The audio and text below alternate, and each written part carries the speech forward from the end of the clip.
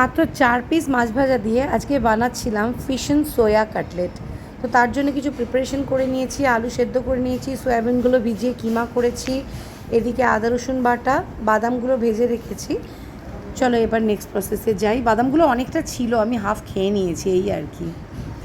তো পেঁয়াজগুলোকে কুচিয়ে নিয়েছি, ওদিকে দেখতে পাচ্ছ আলুগুলো স্ম্যাশ করেছি, মাছের কাঁটা ছাড়িয়ে নিয়েছি, আর এক্সট্রা টেস্টের জন্যে আমি নারকোল কুচিয়েছি, কাঁচা লঙ্কা কুচিয়েছি, এদিকে একটা গুঁড়ো মশলা, নুন, চিনি, গরম মশলা আর মরিচ গুঁড়ো, আদা রসুন বাটা তো ছিলই। এগুলোকে সব একসাথে মেখে নেবো বেসম দিয়ে। দেখো ছাতু হলে আরও টেস্টি হয়, ছাতুটা শরবত খেতে খেতে পুড়িয়ে গেছিলো, সো আমি বেসমই দিয়ে দিয়েছি, নাথিং এলস। এবার এগুলোকে কিছুটা ভালো করে স্ম্যাশ করে এবারে কষতে হবে। দেখো মাছ ভাজার যে অল্প তেল ছিল তাতেই এটাকে কষবো।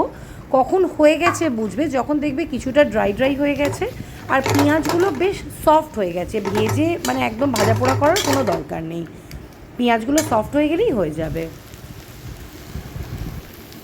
আমার লেবুটাও ওই ছাতুর শরবতে দিয়েই পুড়িয়ে গেছিলো, তো আমি ভিনিগার দিয়ে দিয়েছিলাম, বাট তার জন্য কিন্তু টেস্টটা অনেক বেটার হয়েছিল। তোমাদের বাচ্চারা যদি একটু ঝাল খেতে ভালোবাসে তুমি এর মধ্যে চিলি ফ্লেক্সও তোমরা দিয়ে দিতে পারো, আমি দিইনি, আমি ওইটুকু মরিচই দিয়েছিলাম।